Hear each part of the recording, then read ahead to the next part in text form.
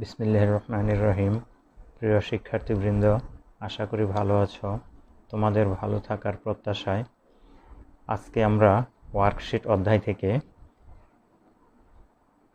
ব্যবসায়িক প্রতিষ্ঠান অর্থাৎ পণ্যদ্রব্য ক্রয় বিক্রয়কারী প্রতিষ্ঠানের একটি কার্যপত্র নিয়ে আলোচনা করতে চাই। শুরুতেই আমি বলতে চাই, ইতিপূর্বে আমরা যে সমস্যাগুলো নিয়ে আলোচনা করেছি তার বেশিরভাগই ছিল সেবাদানকারী প্রতিষ্ঠানের সমস্যা। আজকে আমরা আলোচনা করতে চাই একটি ক্রয় বিক্রয়কারী প্রতিষ্ঠানের সমস্যা নিয়ে। তো প্রিয় শিক্ষার্থীবৃন্দ, আমরা এখন সমস্যাটি দেখতে চাই। The following balances have been extracted from the ledger of Sayem group as on 31st December 2015. Trial balance, account titles টাকা, এটি হলো debit pass. Cash and bank balance, discount, opening inventory, purchase, bad date expense, return, salaries expense, account receivable, insurance expense, postage and Telegram, equipment, drawing, carriage. Total হলো 13,08,700 টাকা। এটি হলো debit pass. এখন আমরা একটু ক্রেডিট পাশে আসতে চাই। এখানে রয়েছে sales, return, accounts payable, rent income, capital, accumulated depreciation, discount, 6% bank loan.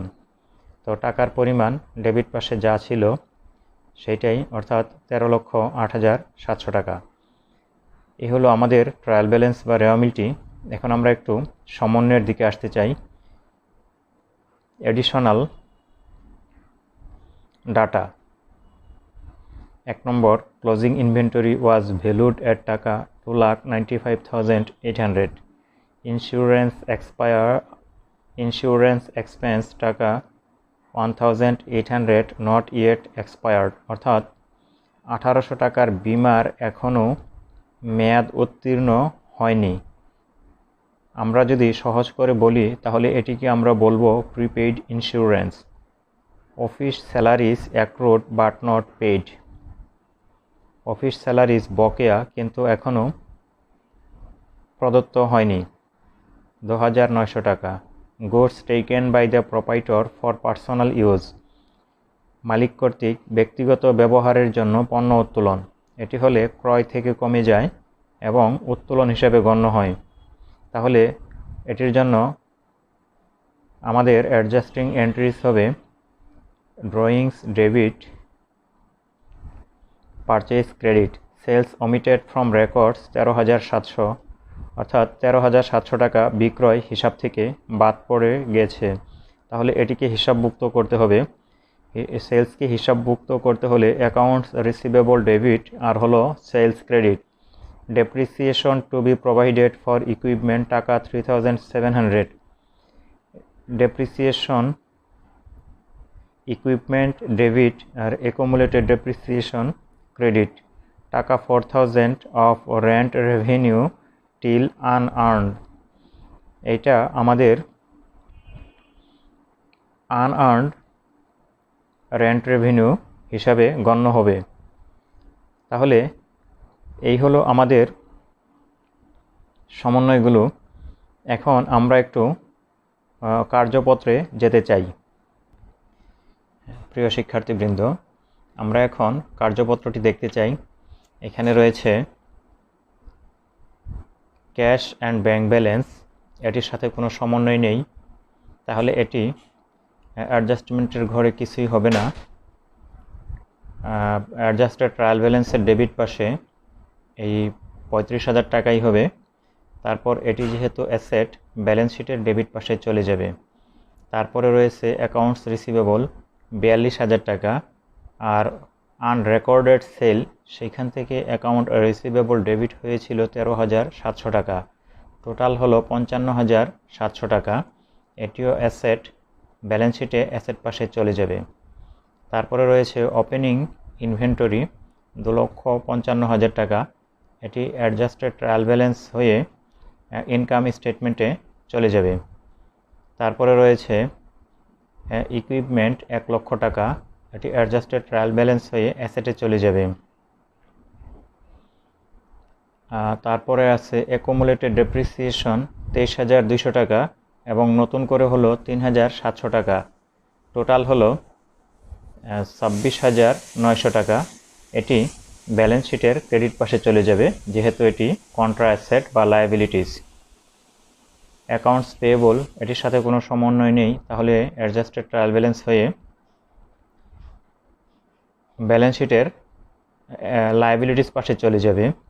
6% loan, এটির সাথেও কোনো সমন্বয় নেই, এটিও অ্যাডজাস্টেড ট্রায়াল ব্যালেন্সের ক্রেডিট পাশ হয়ে ব্যালেন্স শিটের ক্রেডিট পাশে চলে যাবে।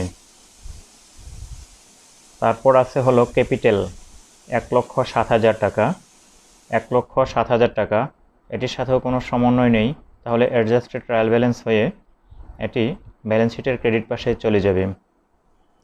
তারপরে আছে ড্রয়িং 51,700 টাকা, এখানে অ্যাডজাস্টমেন্টের ঘরে সমন্বয় রয়েছে। এই সমন্বয়টি হলো মালিক কর্তৃক পণ্য উত্তোলন ছিল। এই সমন্বয়টির জন্য অ্যাডজাস্টিং এন্ট্রি হবে ড্রয়িংস ডেবিট পারচেজ ক্রেডিট, তাহলে ড্রয়িং র মিলেও ডেবিট আবার অ্যাডজাস্টমেন্টেও ডেবিট, দুটি মিলিয়ে 54,200 টাকা। এটি অ্যাডজাস্টেড ট্রায়াল ব্যালেন্সের ডেবিট দিকে আছে। এটি যেহেতু ক্যাপিটালকে হ্রাস করে সেহেতু ব্যালেন্স শিটের ডেবিট পাশে চলে যাবে। তারপরে রয়েছে সেলস 10,49,000, এটির সাথে আনরেকর্ডেড সেল ছিল 13,700 টাকা, এটি যোগ করে 10,62,700 টাকা। যেহেতু এটি ইনকাম সেহেতু ইনকাম স্টেটমেন্টের ক্রেডিট পাশে চলে যাবে। তারপরে রয়েছে সেলস রিটার্ন 24,000 টাকা, এটি ডেবিট, তাই অ্যাডজাস্টেড ট্রায়াল ব্যালেন্সের ডেবিট পাশে বসবে এবং ইনকাম স্টেটমেন্টেও ডেবিট দিকে বসবে। তারপরে আছে রেন্ট ইনকাম 31,500 টাকা, রেন্ট ইনকাম 31,500 টাকা। এই রেন্ট ইনকাম থেকে 4,000 টাকা এখনও আনআর্নড রয়েছে। 4,000 টাকা আনআর্নড থাকার ফলে রেন্ট ইনকাম 31,500 টাকা, এই পুরাটুকু ইনকাম হয়নি। যেহেতু 4,000 টাকা এখনও আনআর্নড রয়েছে সেহেতু এটি ইনকাম থেকে বাদ যাবে এবং দায় হিসাবে গণ্য হবে।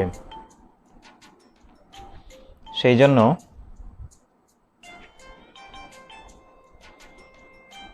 এই রেন্ট ইনকামকে আমরা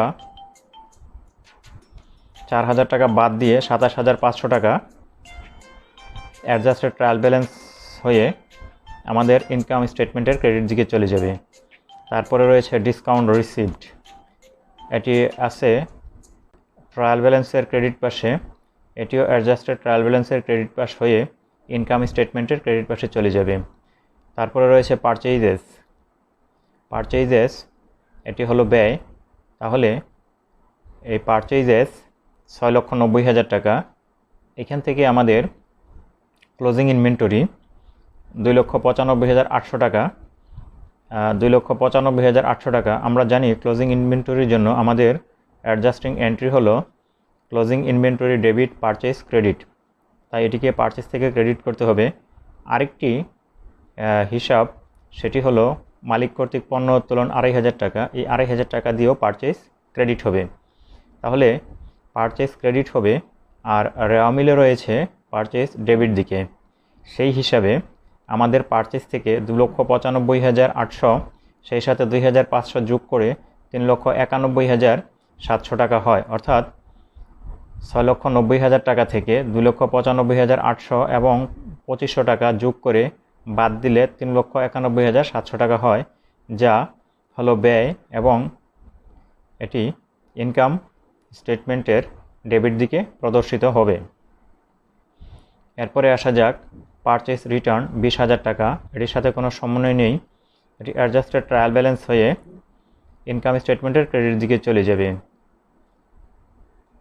স্যালারিজ এক্সপেন্স 36,500 টাকা, এই স্যালারিজ এক্সপেন্স বকেয়া রয়েছে 2900 টাকা, তাহলে এটিও খরচ। টোটাল খরচ হলো 39,400 টাকা, যা খরচ ইনকাম স্টেটমেন্টের ডেবিট দিকে চলে যাবে।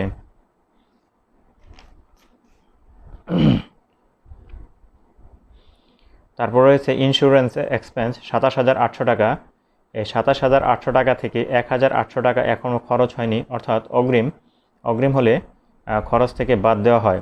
তাহলে 26,000 টাকা হলো খরচ, এটি ইনকাম সামারিতে ডেবিট দিকে যাবে। তারপরে রয়েছে পোস্টেজ অ্যান্ড টেলিগ্রাম 7,700 টাকা, এটি অ্যাডজাস্টেড ট্রায়াল ব্যালেন্স হয়ে ইনকাম স্টেটমেন্টের ডেবিট দিকে চলে যাবে। তারপরে রয়েছে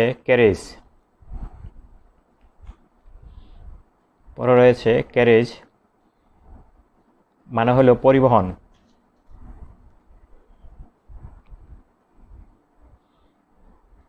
পরিবহন 4,000 টাকা, এটি ব্যয়, এবং ব্যয় বলে এটি ইনকাম সামারির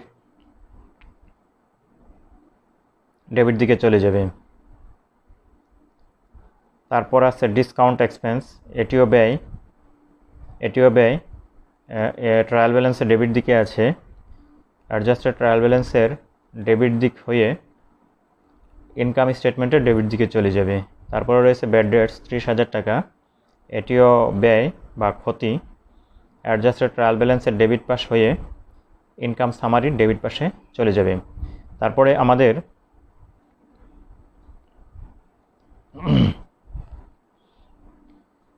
যে সমস্ত হিসাব রেওয়া মিলে নেই সেগুলোকে রেওয়া মিলের নিচে লিখতে হয়। যেমন ক্লোজিং ইনভেন্টরি, এটি হলো অ্যাসেট 2,95,800, এটি অ্যাডজাস্টেড ট্রায়াল ব্যালেন্স হয়ে অ্যাসেটে চলে যাবে।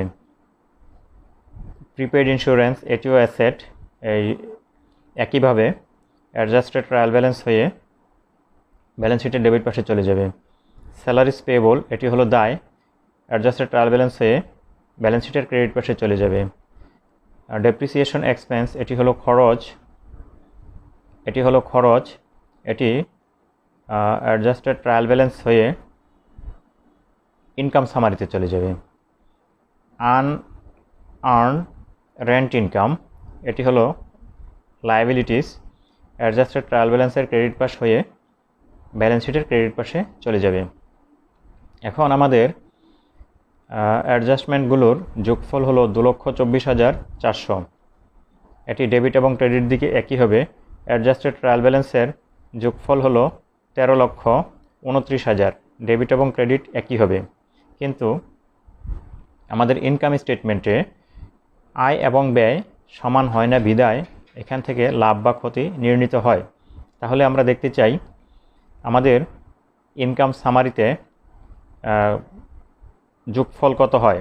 আমরা দেখতে পাচ্ছি ক্রেডিট দিকের যোগফল 11,12,700 টাকা, যা হলো আয়ের যোগফল। এই যোগফলটি আমাদের ডেবিট দিকে লিখতে হবে।